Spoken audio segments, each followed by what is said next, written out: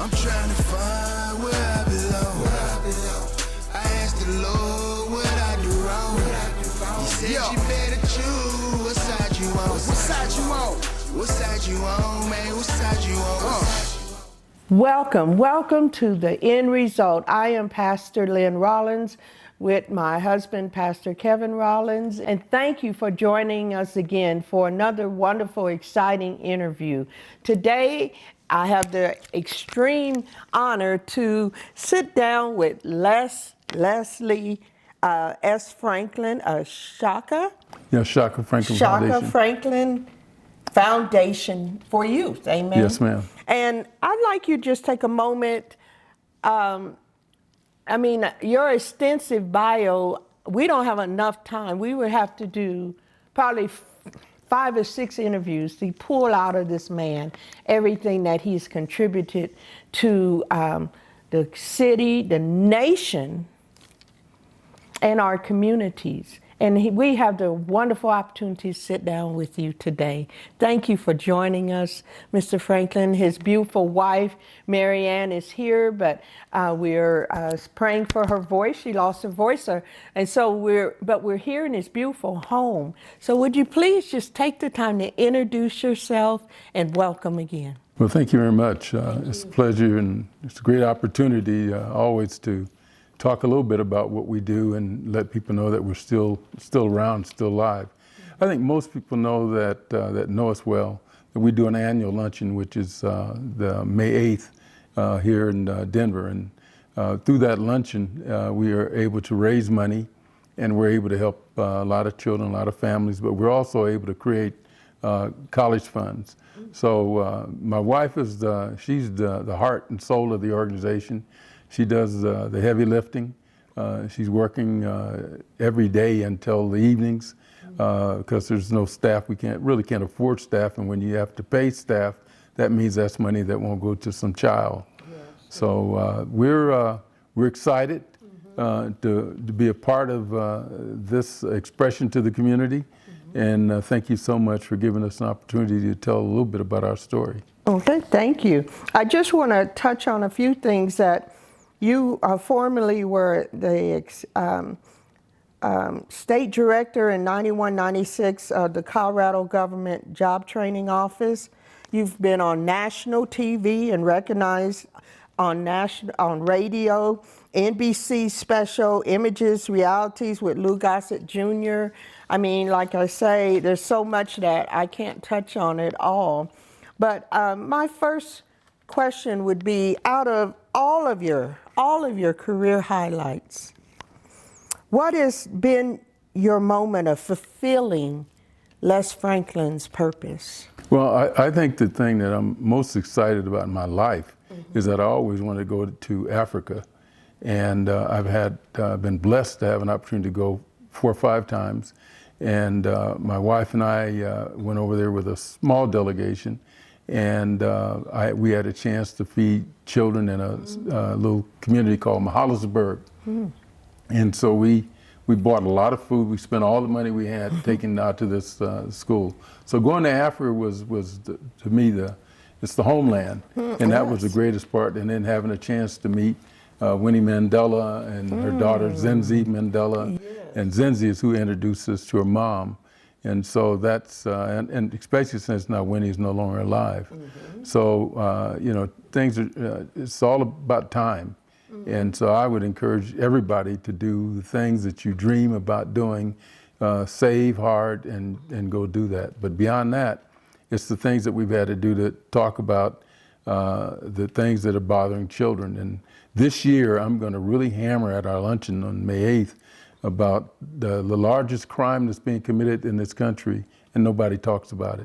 It's a greater crime than all of the robberies and burglaries and all the other kinds of things that happen in this country that we call crime. You can put them all together, and they don't add up to the crime that's committed against children, and that's incest. It's the hidden crime. And everybody's got a smartphone. All they got to do is ask their smartphone about incest, and there'll be an article that'll pop up about 2013, the Atlantic Journal, And that's the only document that I've seen that expresses or puts out the information about what goes on with children. And so, you know, I've had people tell me things, and I've never revealed them. I'm putting together my own book, and I'm going to reveal a lot in my own book. But I had a nurse in southern Colorado, and I was with Roy Romer and a whole delegation of about 65 people. And a nurse walked up to me, and I don't know why she picked me out, but she told me, Mr. Franklin, you wouldn't believe how many of these farmers are having sex with their daughters. And then a second time, I was with, and we were on a tour when he first got elected. We were in Grand Junction, and there was a small hospital in Grand Junction that we walked in there, and you could just smell it. And there were babies that were a year old, 2 years old, and on cribs, and they were all incest babies being hidden away on the western slopes. I saw it, I smelled it, I looked at the governor, he looked at me, and out of that group of people that were there, not one person ever mentioned that that situation had occurred. Wow. And then I was at Douglas County High School in Castle Rock speaking, which I'd given many, many speeches. And a young girl told me, she says, Mr. Franklin, my brother raped me. She raised both of her arms up. She had tried to commit suicide and had taken razor blade and slit underneath her arms. She held her arms up and she said, my brother raped me. I told my mother, and my mother just said, you ought to be lucky, he loves you so. And then sent her brother off to Arizona. And I said, you know, these things have occurred, and there's more. Yes. I mean, I know people in the black religious community, a lady that's high up in the community who's a doctor in the religious community, in our community, who told me that her father had raped her. And then she told her mother, and her mother did nothing. Then he raped her daughter, and she told her mother, okay, if you don't do something this time, it's all over for you. And then I had a young man here, a black man, a young man working on my televisions. And I was telling him what I'm telling you right now. And I told him all about incest. And he says, Mr. Franklin, I know my father raped my sister. And so it's all over. It's in every community, and it's in some countries it's allowed, but it's certainly not allowed in this country, not supposedly, and should be a crime. And so I'm on that kick, if you will, to get that message out there.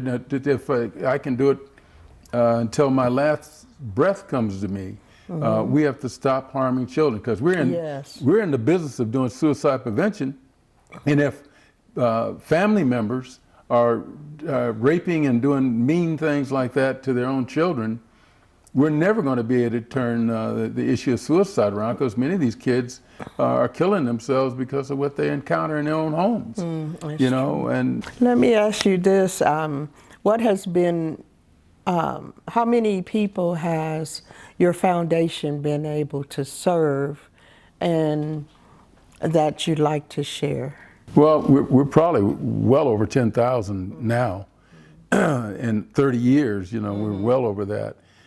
We don't name people because we have, as an example, we had a mother, and this was a black mother, who lost her job. It was a very good job. She lost her home as a result of losing her job. I coached hockey, and I knew her son, and her son was a black hockey player, and they were living in a motel. And so when she finally got another job, she could pay the rent in an apartment that she got, and her son was acting out. He was really upset because he and his mother staying in a motel. She came to us and asked for help. And this is not something we do often, and we rarely get these kind of requests, but she asked us if we could help, and we just said yes, and we paid her deposit and her first month's rent. And then she was able to pay her monthly rent. So it's things like that we've done. We had another situation, a young girl going to Spelman College, and she needed money to buy books. Yeah, it was probably $1,000, it wasn't a lot of money, and we were able to buy books for her. But we have a scholarship set up at the University of Denver. There's a $100,000 scholarship that's there. We have money at CU and CSU, not a lot at this point, but all of our assets that we have will, once I pass away, my wife passed away, they'll be liquidated, and those assets will go to fulfill our plan to put a $1.5 million scholarship at the University of Colorado, Denver. Awesome. And yes, and we have helped a number of students at Metro, and at CU Denver, and at other places. We're doing a $25,000 scholarship that I'm personally going to do it in my mother's name at UNC, and I put $5,000 a year into that.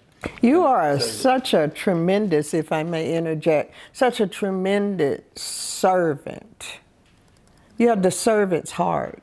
Well, you know, I was raised by my grandmother. And my grandmother, me and her slept in the same room until I was about 10 years old. And her name was Mattie Braggs. And she read the Bible every single day. And there was times she read to me and I said, oh, Mama, call her Big Mama, oh, Mama, Mama, Mama. But I loved her to pieces. She talked about common sense. And one of the things she said to me, he says, now, Sonny boy, she called me Sonny boy, don't you go to college now. And she was there when I graduated from University of Northern Colorado, and I was then commissioned into the Air Force. And she said, don't you go to college and be an educated fool. She said, there's a lot of them out there, you know. That's exactly right. Those are her words. And I always remembered that.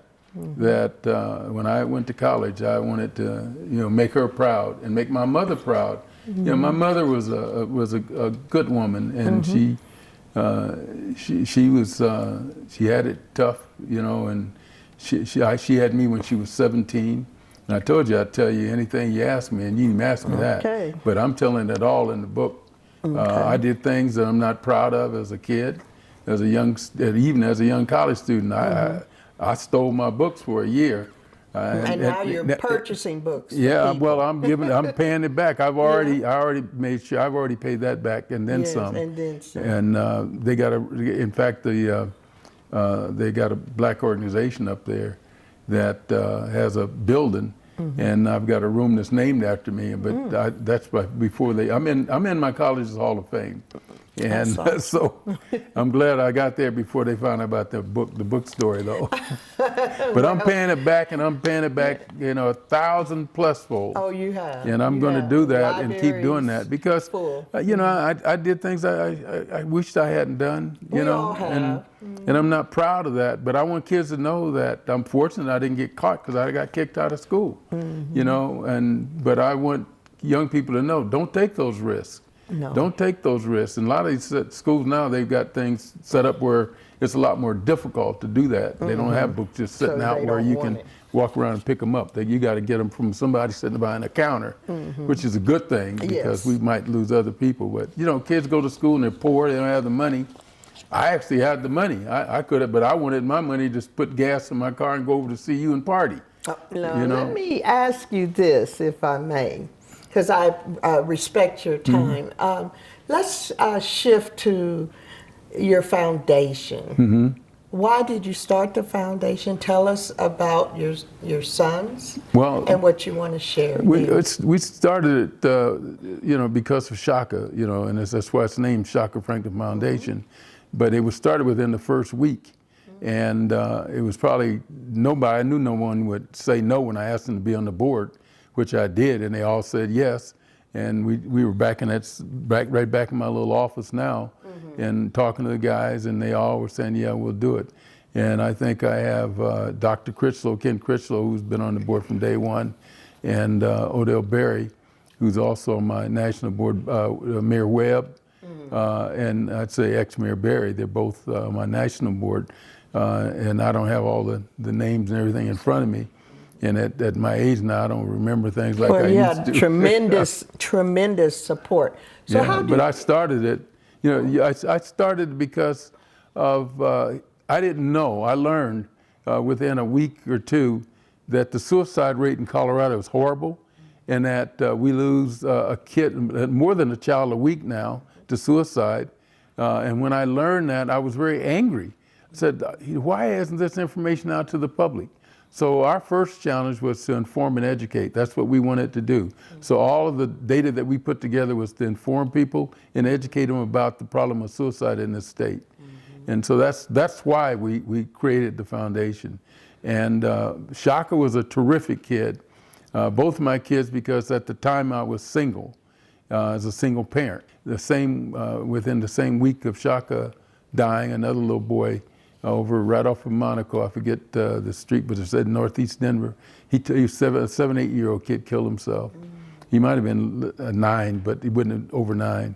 And I remember walking with the father and talking to him about the loss of his son. And we lose, most people, a lot of people may not know it, but I know that's not a secret.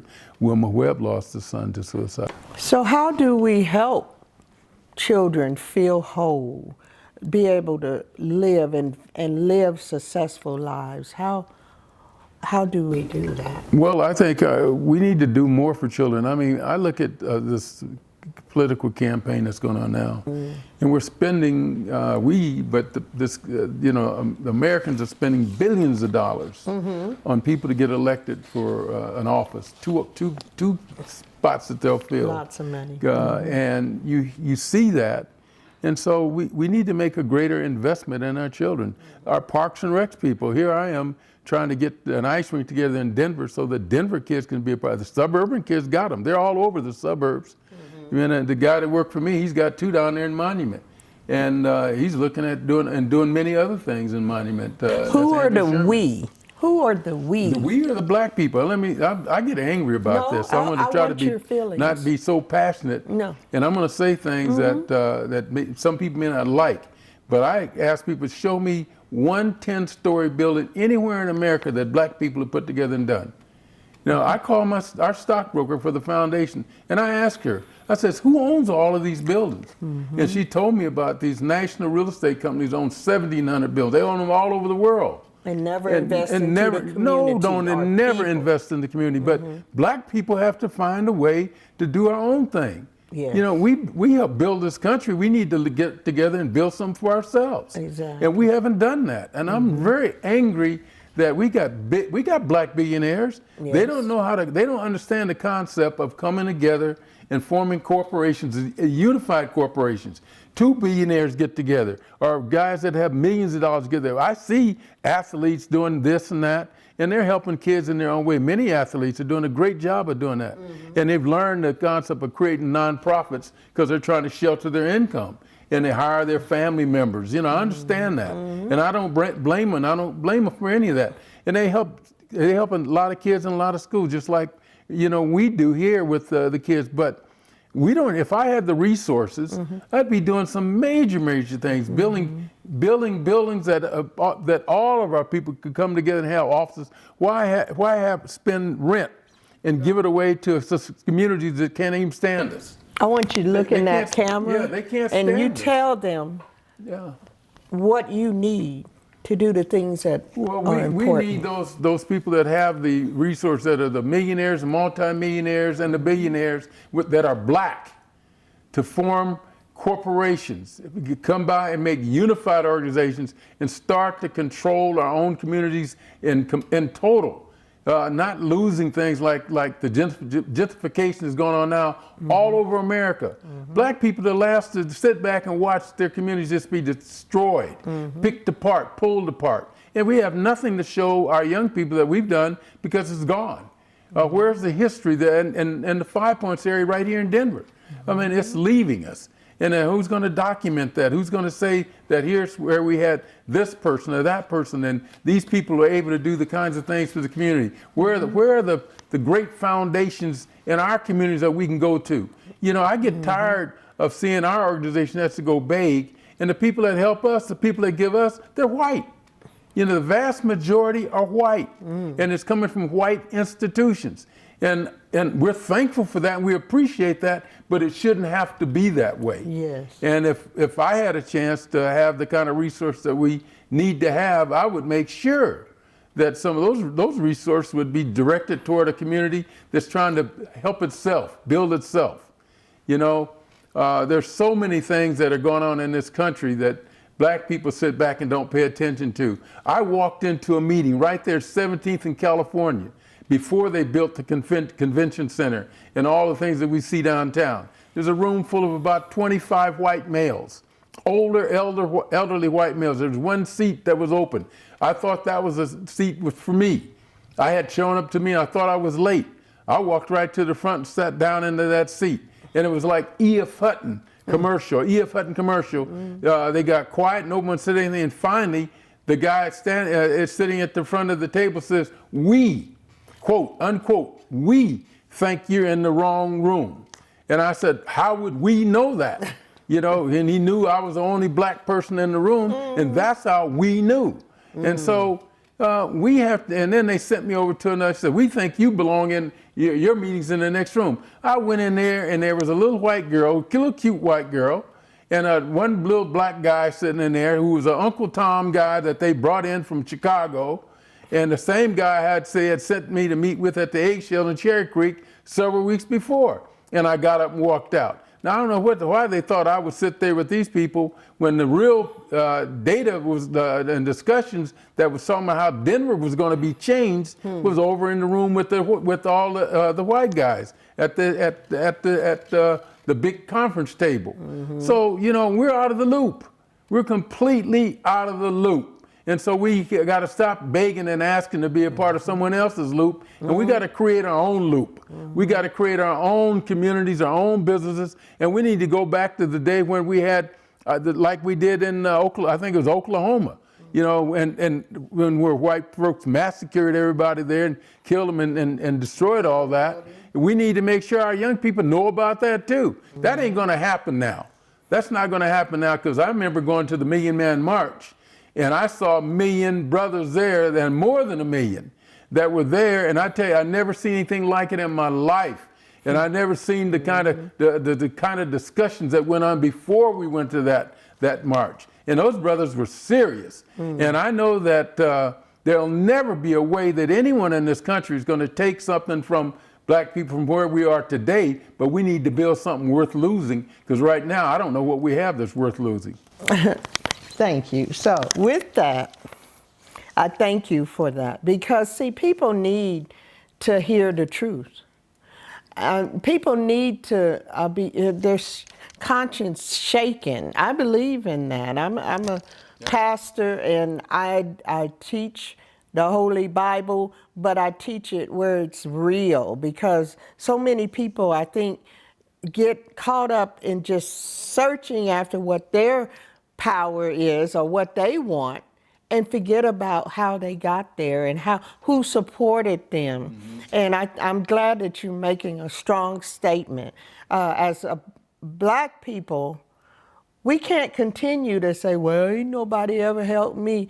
Well, you know, are you mad? I'm very angry. I'm very, very angry. I'll probably go to my grave being angry, because I've you know, at this stage in my life, I've seen so much. And I've seen in other countries where people of color, black people, have been able to, to do everything, build, and I saw them doing it. And especially when I was in South Africa, I saw how these black men were making a difference and making a change, and how things were going to be in their country. But I've been in a lot of countries, and I've seen a lot of people of different persuasions. And America is not the only place that can build huge towers. And it's not only people that are Anglos that build these towers. I mean, people are building things in the Middle East and other places. You know, we built the pyramids, the White House, exactly, and a lot of inventions that are being used today, like the stoplight, and many other things, and the layout of Washington, D.C. By black people. You know, and we need to read more about ourselves and know that we can accomplish things and do things, and make sure that our children are well informed about the talent that we have in our communities and the ability and our abilities to get things done. But we gotta stop blaming white people for not taking care of us. We need to learn to take care of ourselves. They're asking me for the end result. What's the end result? The end result is, I think we'll see things change, and we'll get the respect that we deserve. And you only get respect when you create a situation where you deserve the respect. And right now, I don't know that we deserve any respect. You know, we're basically a joke to a lot of folks. And we wouldn't have the kind of person we got in the White House right now if we were doing the things that we needed to be doing. They never would have got there. You know, and we got to stop always just saying the Democrats too, because both political parties are basically about power. who's going to control the power, the left or the right. And everybody in the same body. It's the left hand, my left hand, or my right hand. But it's the body's still the same. And that body, excuse me, that body is, right now, it's the majority community, and it's the white male, mostly the dominant white male. They care about themselves, and you see that with older white men. And that's why I'm not happy about what I see going on now for who's going to be president. I like to see someone 40 years old, white or green or black, but 40 years old, and some young people in there instead of a bunch of old, pardon the expression, old farts trying to run the country with a whole bunch of old ideas. They're not going to be creative. They're not going to do the things that need to be done to turn this country around. They're just not going to do it. They haven't done it, and they're not going to do it. And if we think they're going to do it, we're making a serious error in judgment. And our children, which is your passion, your heart, are lost. They're lost, and that's why they're taking their lives, and they're taking their lives left and right. Right as I sit here now, today, there are 5 young black kids are being buried at the cemetery out at Fairmount Cemetery. I've talked to the guy that buries the children, and he told me, he said, Mr. Franklin, we bury 5 kids a week out there. 5 kids at Fairmount that take their lives. Every week there's at least 5. And we don't hear about it, we don't even know about it. Well, no, we don't want to talk about it because they'll do it. They're doing it now. 90% of the kids in every school that I've ever been in are talking about suicide. And we see it in the media. You know, it's there subtly there all the time. You can see it in all kinds of theatric stuff. And we need to pay attention to what's going on in the lives of those children. And I'll tell you, if we don't, we're doomed. And the country is doomed. Yes. And it may, you see, right now they're talking about the air. Well, who's caring about the air? I mean, these kids are going to be the ones that have to, I'll be dead long before the air goes bad. You know, and long before the water, all the water goes bad, I'll be dead. But I care about those children. You know, if I had a child, I do have children that I consider to be my grandchild.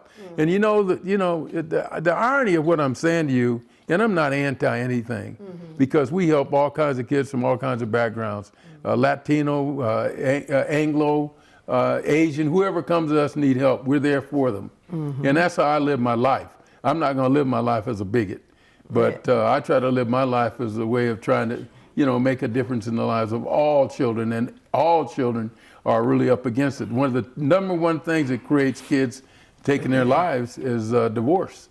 People don't talk about that, but when you got half the country that's getting divorced, it affects children, and people don't think about how it's affecting a child. I know it affected my child, both of my kids, and I know that if I probably would have had the kind of woman I have now as a wife, my sons would be alive today. You know, and it's all about whether you care about your children or you care about yourself. And I've heard too many adults say, well, I got to have a life too, and they got children. Well, once you have children, your life has changed, and you can't go do the things you used to do. It comes to a point that the end result is we have to remember our children. That's exactly right. I thank you for this time. They've told me that I have to close, but I don't want to end the conversation. So I thank you for being with us, Mr. Franklin. Thank you very much. God bless you, Shaka thank you for having Foundation. Me. Yeah. I'm trying to find where I belong. I asked the Lord what I do wrong. He said you better choose what side you on. What side you on? What side you on, man? What side you on? What side you on, man? What side you on? Hey, see, I know what side I'm on, man. What side you on? What side you on? What about